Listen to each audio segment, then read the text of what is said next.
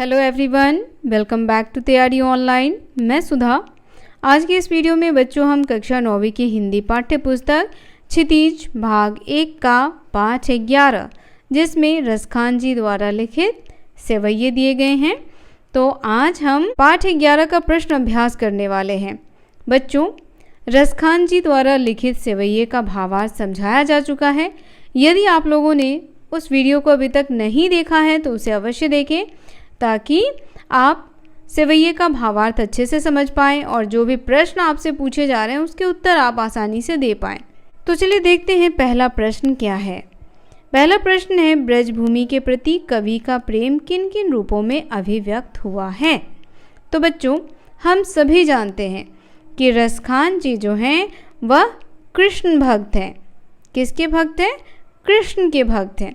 और रसखान जी प्रभु श्री कृष्ण से कहते हैं कि हे प्रभु, अगर मेरा जन्म पुनः मनुष्य के रूप में हो तो मैं ब्रज में ग्वालों के रूप में जन्म लेना चाहता हूँ। और कहते हैं कि अगर मेरा जन्म पशु के रूप में हुआ तो मैं नंद बाबा का गाय बनकर जन्म लेना चाहता हूँ जिसे आप चढ़ाते हैं। और कहते हैं कि यदि मेरा जन्म एक पक्षी के रूप में होता है तो हे प्रभु, मैं यमुना किनारे जो कदम्ब का वृक्ष है मैं उसी पर घोंसला बनाकर रहना चाहता हूँ। तो इस प्रकार से रसखान जी अपने प्रेम को अभिव्यक्त करते हैं। इसका उत्तर लिखेंगे बच्चों। ब्रजभूमि के प्रति कवि का प्रेम कई रूपों में अभिव्यक्त हुआ है। ब्रजभूमि में लगाव के कारण उन्हें पशु, पक्षी और पत्थर कुछ भी बनना स्वीकार है, क्योंकि इन सब के साथ कृष्ण की स्मृतियाँ जुड़ी हुई हैं। स्मृतियाँ कहने का अर्थ होता है बच्चों यादें। उनकी यादें इन सभी चीज़ों से जुड़ी हुई हैं। तो इसीलिए रसखान जी इन सभी चीज़ों के रूप में जन्म लेना चाहते हैं और ब्रज में रहना चाहते हैं। अब देखिए आगे, जैसे मनुष्य के रूप में ग्वाला बनकर वो जन्म लेना चाहते हैं, नंद बाबा की गायें चढ़ाना चाहते हैं, पशु का जन्म मिले तो वह नंद बाबा की गायों में से एक बनना चाहते हैं, पक्षी बने तो कदम के पेड़ पर बैठकर कृष्ण की बाल लीलाओं का आनंद उठाना चाहते हैं, और वे उसी गोवर्धन पर्वत का पत्थर बनना चाहते हैं जिसे कृष्ण ने अपनी उंगली पर उठाया था। इस प्रकार हर एक रूप में उसी ब्रजभूमि में वह रहना चाहते हैं जहाँ कृष्ण की मधुर स्मृतियाँ हैं। इस ब्रज के लिए समस्त संसार निधि भी न्यौछावर कर सकते हैं। तो बच्चों, इस प्रकार से प्रश्नों के उत्तर लिखें। वीडियो पसंद आ रहा हो तो इसे लाइक, शेयर और हमारे चैनल को सब्सक्राइब करना बिल्कुल ना भूलें। दूसरा प्रश्न देखिए, कवि का ब्रज के वन, बाग और तालाब को निहारने के पीछे क्या कारण है। तो बच्चों, हम सभी जानते हैं कि कवि रसखान जी को ब्रजभूमि से बहुत लगाव है। वो चाहते हैं कि वो नित्य के लिए कहाँ बस जाएं? ब्रजभूमि में, क्योंकि उनके प्रभु श्री कृष्ण कहाँ निवास करते थे? ब्रज में निवास करते थे। तो इसीलिए वह चाहते हैं कि वह सदैव ब्रज में अपने प्रभु श्री कृष्ण के पास रहें। देखिए, उत्तर इस प्रकार से लिखना है आपको। कवि कृष्ण से जुड़ी हर वस्तु से अत्यधिक प्रेम करते हैं। ब्रज के वन, बाग और तालाब में कृष्ण ने नाना प्रकार की क्रीड़ाएं की हैं। उनसे उनकी मधुर स्मृतियां छिपी हैं। उन्हें कवि निरंतर निहारना चाहते हैं, क्योंकि उन्हें देखकर अनुपम सुख की अनुभूति होती है उन्हें। तो बच्चों, इस प्रकार से सभी प्रश्नों के उत्तर लिखें। यदि आपका कोई सुझाव हो, प्रश्न हो तो कमेंट करके अवश्य बताएं। चलिए तीसरा प्रश्न देखते हैं। तीसरा प्रश्न इस प्रकार से है बच्चों, एक लकुटी और कमरिया पर कवि सब कुछ न्यौछावर करने को क्यों तैयार हैं। अब देखिए, कवि जो हैं वह एक लकुटी और कंवरिया के लिए अपना संपूर्ण सुख सुविधाएं सभी त्यागने को तैयार हैं। ऐसा क्यों है बच्चों? क्यों अपने सारे सुख सुविधा वो छोड़ना चाहते हैं? तो देखिए, जब आप वो सेवैया पढ़ेंगे, उसको समझेंगे, तभी आपको पता चलेगा। तो यहाँ पर जो रसखान जी हैं, रसखान जी प्रभु श्री कृष्ण के भक्त हैं और हम सभी जानते हैं कि प्रभु श्री कृष्ण जो हैं वह अपने हाथों में लकुटी रखते थे यानी लाठी, और अपने कंधे पर एक कंबल रखते थे और गायों को चराने के लिए जाते थे। तो इसी वजह से रसखान जी को ये वस्तु अत्यंत प्रिय है, क्योंकि यह वस्तु जो है वह किससे संबंधित है? प्रभु श्री कृष्ण से संबंधित है। इसीलिए वह चाहते हैं कि ये लकुटी और कमरिया उनके पास रहे। देखिए, इसका उत्तर आप इस प्रकार से लिखें बच्चों। कृष्ण की हर एक चीज़ कवि के लिए महत्वपूर्ण और प्रिय है। कृष्ण गायों को चराते समय लकुटी और कमरिया हमेशा अपने साथ रखते थे। यह कोई साधारण वस्तुएं न होकर कृष्ण से संबंधित वस्तुएं हैं। यही कारण है कि कृष्ण की लाठी और कंबल के लिए कवि अपना सर्वस्व न्यौछावर करने को तैयार हैं। इन वस्तुओं के समक्ष तीनों लोगों के शासन का सुख भी क्या है? गौण है। यानी वह तीनों लोगों की जो सुख सुविधाएं हैं वह सभी रसखान जी इन सब चीज़ों के लिए त्याग देना चाहते हैं, क्योंकि रसखान जी का मानना है कि संपूर्ण सुख किस में है? प्रभु की भक्ति में है। चलिए बच्चों, अगला प्रश्न देखते हैं। चौथा प्रश्न कुछ इस प्रकार से है बच्चों।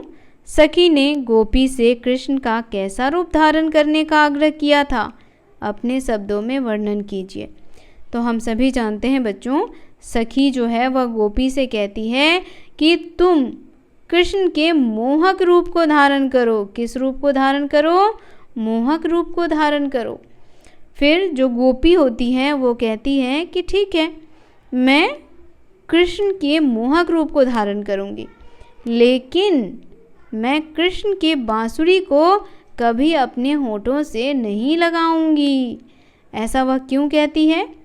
क्योंकि प्रभु श्री कृष्ण की जो बांसुरी होती है वह बांसुरी सदैव उनके होठों से लगी रहती है और गोपियों को लगता है कि वह बांसुरी क्या है? उनकी सौतन है, जो कृष्ण को उनके पास आने ही नहीं देती। अब उत्तर इस प्रकार लिखें आप। सखी गोपी से कृष्ण का मोहक रूप धारण करने का आग्रह करती है। सखी गोपी से वही सब कुछ धारण करने के लिए कहती है जो कृष्ण धारण करते हैं। सखी ने गोपी से आग्रह किया कि वह कृष्ण के समान सिर पर मोर पंखों का मुकुट धारण करे, गले में गुंजों की माला पहने, तन पर पीले वस्त्र पहने, हाथों में लाठी थामे वन में गायों को चराने जाए, किंतु बांसुरी कदापि धारण न करे। तो इस प्रकार से लिखेंगे आप चौथे प्रश्न का उत्तर। पांचवा प्रश्न है, आपके विचार से कवि पशु पक्षी पहाड़ के रूप में भी कृष्ण का सानिध्य क्यों प्राप्त करना चाहता है? तो आपको बताना है बच्चों कि जो कवि रसखान जी हैं वह पशु के रूप में, पक्षी के रूप में और पहाड़ के रूप में प्रभु श्री कृष्ण का सानिध्य क्यों पाना चाहते हैं? तो देखिए, इसका सीधा सा उत्तर होगा, मेरे विचार से कृष्ण का सानिध्य प्राप्त करने के लिए कवि को पशु पक्षी तथा पहाड़ बनने में भी कोई संकोच नहीं है, क्योंकि यदि इनमें से वे कुछ भी बनते हैं तो उन्हें हर एक रूप में कृष्ण का सानिध्य यानी उनका साथ प्राप्त होगा। रूप चाहे कोई भी धारण करें, पर कृष्ण के समीप रहने का उनका प्रयोजन अवश्य सिद्ध हो जाएगा। इन तीनों ही रूपों में कृष्ण जी के जीवन की विशेष झांकी देखने को मिलती है। ठीक है, तो इस प्रकार से पांचवें प्रश्न का उत्तर आप लिख सकते हैं। छठा प्रश्न है, चौथे सेवैये के अनुसार गोपियाँ अपने आप को क्यों विवश पाती हैं? तो देखिए बच्चों, गोपियाँ कहती है कि जब प्रभु श्री कृष्ण क्या करते हैं, बांसुरी बजाते हैं, तो वो अपना सुध बुध खो देती हैं। उन्हें कुछ भी ज्ञात नहीं रहता। वह किस में खो जाती है? तो प्रभु श्री कृष्ण के मोहक बांसुरी की धुन में खो जाती है और वह अपना सभी काम काज छोड़ करके उनके पीछे दौड़ी चली जाती है। तो इसीलिए गोपियाँ कहती हैं कि जब भी वो बांसुरी बजाएंगे वह उसे सुनेगी ही नहीं, वह अपने कानों में उंगली डाल करके बांसुरी की धुन को आने ही नहीं देगी। अब उत्तर कैसे लिखेंगे तो देखिए, उत्तर लिखेंगे चौथे सेवैये के अनुसार कृष्ण का रूप अत्यंत मोहक है तथा उनकी मुरली की धुन बड़ी मादक है। इन दोनों से बचना गोपियों के लिए अत्यंत कठिन है। गोपियाँ कृष्ण की सुंदरता तथा तान पर इतनी आसक्त हैं, यानी इतनी मंत्रमुग्ध हैं कि वे उसे सुनकर अपना घर बार काम काज सब भूल जाती हैं और उनके पीछे दौड़ी चली जाती हैं। तो इसीलिए गोपियाँ जो हैं वह उस बंसी की मधुर धुन को सुनना ही नहीं चाहती है। 7वां प्रश्न जो है बच्चों, इसमें आपको भाव स्पष्ट करना है। देखिए, पहला है कोटिक एक कलधौत के धाम करील के कुंज ऊपर बारो। अब इसका भाव आपको क्या करना है, स्पष्ट करना है। कैसे करेंगे तो सबसे पहले बच्चों आपको यह लिखना होगा कि यह पंक्ति जो है वह किससे ली गई है। तो यह पंक्ति ली गई है रसखान जी की कविता सेवैये से, जिसमें वह कहते हैं कि ब्रज के कांटेदार झाड़ियों एवं कुंजों पर करोड़ों स्वर्ण महलों के सुखों को भी न्यौछावर करने के लिए तैयार हैं। उन कुंजों में श्री कृष्ण जी अभी भी निवास करते हैं, ऐसा उनका विश्वास है। कहने का तात्पर्य यह है कि जो आत्मिक सुख ब्रज की प्राकृतिक छटा में है, वैसा सुख संसार की 8 सिद्धियों और 9 निधियों में भी नहीं है। अगला जो पंक्ति हमारा है वह है मायरी वामुख की मुस्कानी सम्हारी न जइहें न जइहें न जइहें। तो यहाँ गोपियाँ कहती हैं कि जब श्री कृष्ण बांसुरी बजाते हैं तो उनकी मोहक बांसुरी की धुन सुनकर वह स्वयं को रोक नहीं पाती हैं और वह मंत्रमुग्ध होकर के किसके पीछे चली जाती हैं, तो श्री कृष्ण के पीछे चली जाती हैं। उन्हें किसी चीज़ का सुध-बुध नहीं रहता, वह अपनी सारी सुध-बुध खो देती हैं और कृष्ण के प्रेम में वह आगे बढ़ती चली जाती हैं। तो उत्तर इसका लिखेंगे बच्चों, उपरोक्त पंक्तियों का भाव यह है कि कृष्ण की मुस्कान इतनी मोहक है कि गोपियाँ अपनी सुध-बुध खो देती हैं। अर्थात कृष्ण की मुस्कान पर गोपी इस तरह मोहित हो जाती हैं कि लोक लाज का भी भय उनके मन में नहीं रहता और सब कुछ भूलकर वह कृष्ण की तरफ खिंची चली जाती हैं। ठीक है, वीडियो पसंद आ रहा हो बच्चों तो इसे लाइक करने में और ज़्यादा से ज़्यादा शेयर करने में संकोच ना करें। साथ ही इस चैनल को भी सब्सक्राइब कर लें। अगला प्रश्न है कालिंदी कुल कदम्ब की डारन में कौन सा अलंकार है। अब बताइए बच्चों, इसमें कौन सा अलंकार है। तो देखिए, अलंकार तो आपको पढ़ाया गया है। क्या आप लोगों ने अलंकार पर बने हुए वीडियो को देखा। अब यहाँ शब्द पर ध्यान दीजिए। शब्द देखिए, पहला शब्द आपका आ गया कालिंदी, दूसरा शब्द आ गया आपका कुल और तीसरा शब्द आपका है कदम्ब। फटाफट कमेंट करके बताइए बच्चों, इसमें कौन सा अलंकार है। तो हम सभी जानते हैं कि जिस अलंकार में व्यंजन वर्ण की आवृत्ति कई बार हो उसे अनुप्रास अलंकार कहते हैं।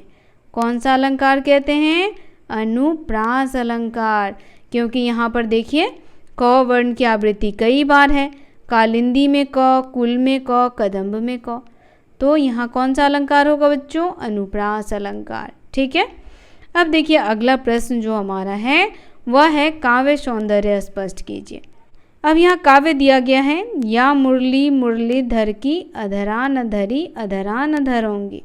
तो यहाँ गोपियाँ कहती हैं कि यह जो मुरली है मुरलीधर की यानी प्रभु श्री कृष्ण की जो यह मुरली है, जो हमेशा उनके होंठों से चिपकी रहती है, जो हमें उनके पास जाने ही नहीं देती और उनसे बात करने ही नहीं देती, ऐसी मुरली को हम कभी भी धारण नहीं करेंगे। देखिए इसका भाव सौंदर्य इस प्रकार स्पष्ट करें आप।